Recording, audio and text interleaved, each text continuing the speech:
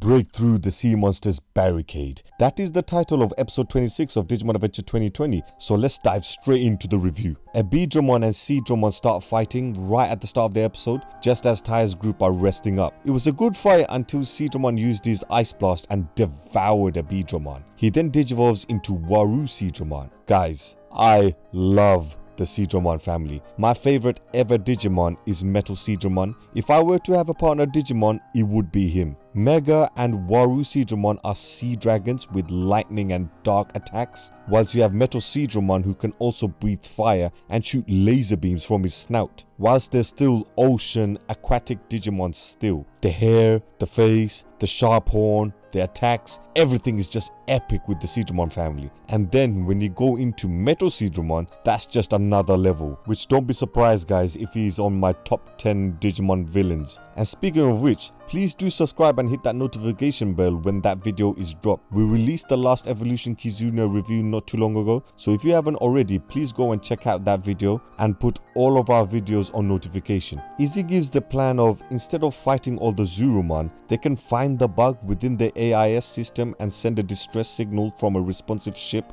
That way the AIS with the bug data will be fixed on that specific ship.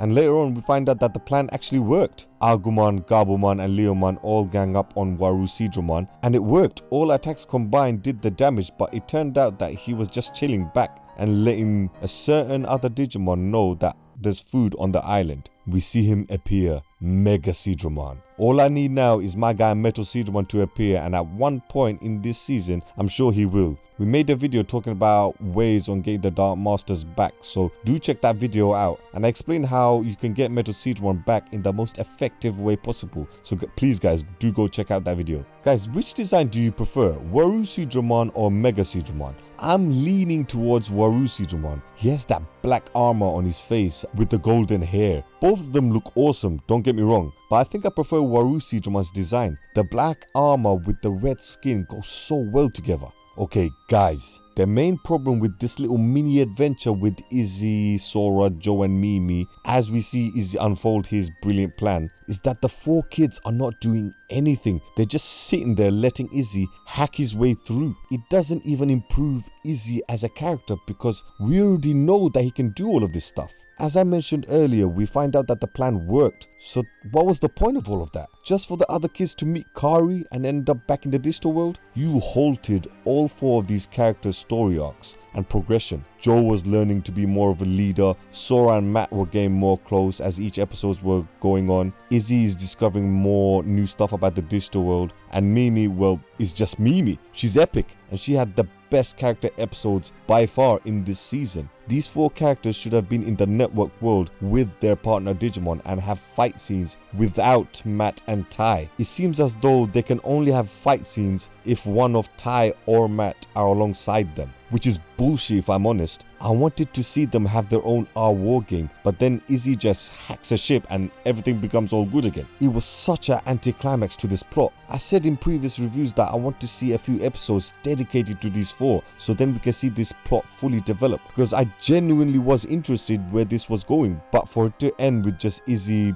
hacking another ship, that was such a letdown and a waste of time. But one good thing does come from this is that right at the end of the episode, they are all reunited once again. So that's the good thing, I guess. Tai and Greymon fall into the sea after taking a hit from Megaseadramon. Can you imagine if this scenario played out? Imagine if Tai and Greymon get pushed to the brink and start getting angry and releasing all of their dark emotions, fully dark digivolving Greymon into Machineadramon instead of just teasing it. And then when he fully digivolves into Machineadramon, Metal Seadramon comes out, welcoming Machineadramon's return as one of the Dark Masters, whilst you have Tai becoming the Digimon Emperor. Now that would be a twist. Back to the network world, we hear Devimon's theme being played when the news breaks out that Zurumon have moved place, and we see black lightning come out of the data that they're eating at. Izzy says that this dark energy is being sent to the digital world, and I agree, but could this data also be sent to the Dark Ocean? Because we see our Angel of Light, Kari, apparently being summoned, and she takes the other four with them to the digital world. and Kari back in Adventure 02 was summoned to the Dark Ocean. So could that old storyline be coming back here? I wouldn't mind seeing that storyline be brought back, and since there is an element of horror in Digimon 2020, such as the episodes of Nidhoggman and Don Devimon, I would not be surprised if the Dark Ocean returns just for the element of horror.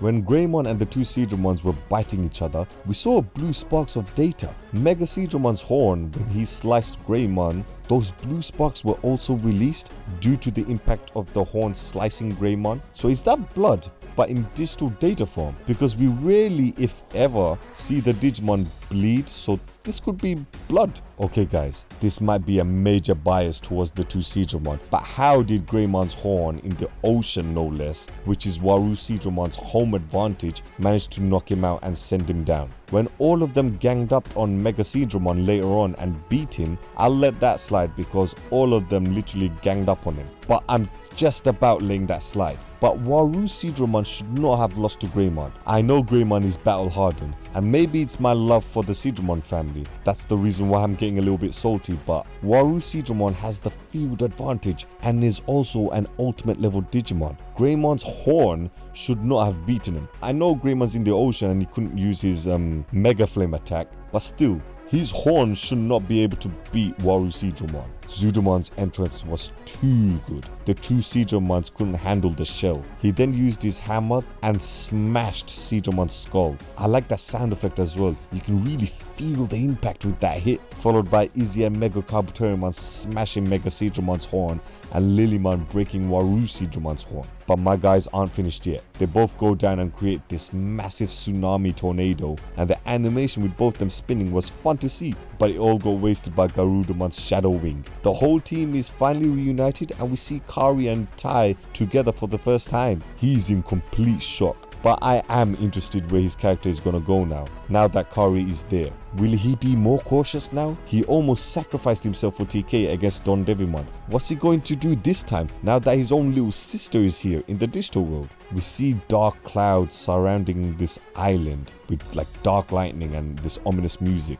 Could that be where the dark data in the network world have gone? Could that be the Dark Ocean? I'm sure that's the place where Dark Knightmon is going, so I'm sure we'll get the answers really soon. Overall, this episode was better than last week's episode, but it was still just okay. He had a few epic moments with Seadramon's entrance and with all the Seadramons being there, but again, nothing too special to write home about. Comment down below your thoughts. And do you guys think that the Dark Ocean is going to return in Digimon 2020? Let me know down in the comments. And as always, care for nothing.